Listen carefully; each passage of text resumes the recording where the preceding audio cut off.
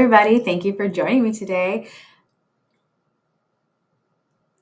Hello, everybody. Welcome to today's lesson. Thank you so much for joining today. Let's go ahead and take a look at today's lesson objective. Okay, so our lesson objective for today is today we will multiply multi-digit whole numbers and multiples of 10 using place value patterns and the distributive and associative properties. All right, before we get into today's lesson, let's go ahead and take a look at what is the associative property of multiplication. So, the associative property of multiplication states that numbers that are multiplied can be grouped in any order, and the product will be the same. So, if we take 3 times 2 times 4, we can switch around 3, we can group 3 times 2 times 4. We can group 3 and 2 together, or we can go ahead and group 2 and 4 together, and we'll get the same product.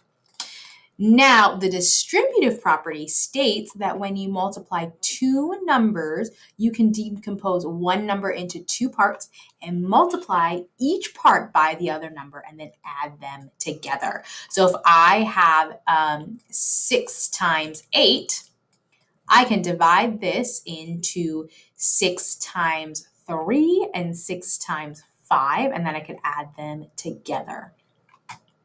All right, let's go ahead and take a look at this. Now, we're going to go ahead and take a look at 4 times 30. Now, looking at this, this can be kind of hard, but I do know that because we have our distributive property, we can go ahead and split this into 3 and 10 because 30 is 3 times 10. So that's going to be the same. So then what I'm going to go ahead and do is I'm going to do 4 times 3, which is going to equal 12. And then I have to multiply 12 times 10, which is going to equal 120, or 12 tens. So if I have 12 tens, that's going to be the same as 120. Okay, now let's go ahead and take a look at this and look at how we can do this 40 times 3. So I can go ahead and divide my 40 into 4 and 10, and then I can go ahead and split my 30 into 3 and 10. From here, I can go ahead and rearrange these. So I can go ahead and multiply 4 times 3, which before we found out is 12, right? From our previous, or we know that that's 12 because 4 groups of 3 is 12. And then I can go ahead and take 10 times 10. 10 times 10. So 10 groups of 10 is equal to 100. And I can go ahead and multiply these together. So now I have 12 times 100, which is going to be equal to 12 hundreds, which is equal to 1,200. Okay, now let's go ahead and take a look at this. If I have 4 tens times 3 hundreds, right? So 4 tens times 3 hundreds is going to be 4 times 10, right? So 4 groups of 10, and 3 hundreds is going to be 3 times 100.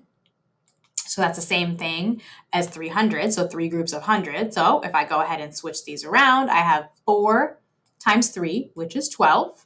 And then I'm going to go ahead and multiply 10 times 100, which is 10 groups of 100, which is 1,000.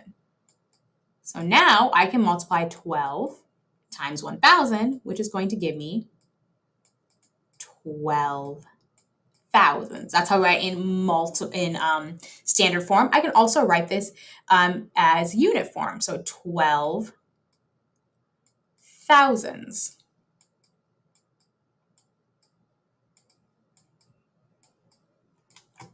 All right.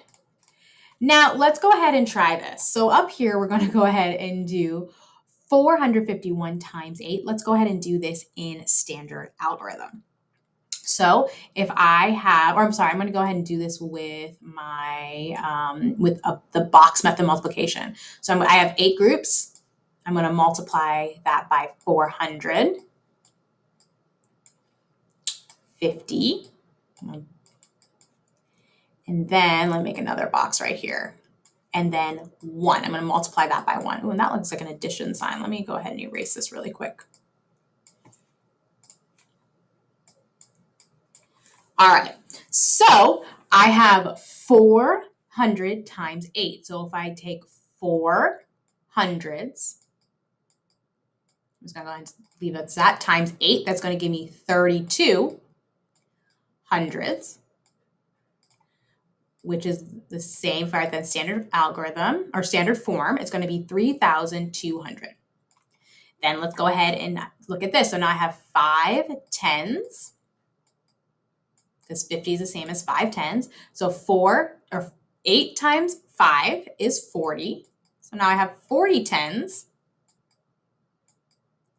which is going to be the same as 4 hundredths, because we have 40 tens. Now we're going to go ahead and take 8 times 1. So I have 1 1. That's going to give me 8 ones. And in standard form, that's going to be 8. So now let's go ahead and add these all together. So if I have 3,200 plus 400 plus 8, that's going to give me 8 ones, 0 tens, 6 hundreds, and 3 thousands.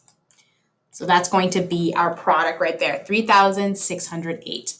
Now, let's go ahead and multiply 451 times 800. So we can go ahead and split this 800 into 8 groups of 100, and we can multiply all of these together, right? So that's going to be the same as multiplying 451 times 8. So we already figured out what that was. That is 3,608. We have to multiply that by 100. And so if we multiply 3,608 by 100, that is going to give me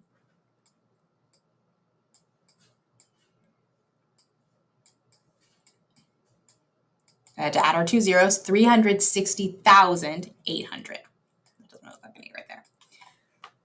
Okay, so that made that way simpler, right? If we just go ahead and multiply our number by 8 and then multiply by 100. All right, let's go ahead and take a look at, oh no, there we go. So let's review our lesson objectives. So today we multiplied multi-digit whole numbers and multiples of 10 using place value patterns and the distributive property and associative properties. All right, everybody. Thank y'all so much for joining me. Ooh, my camera got really small. There we go. Thank y'all so much for joining me today. I hope this was a wonderful lesson, and I'll see y'all next time. Bye, everybody.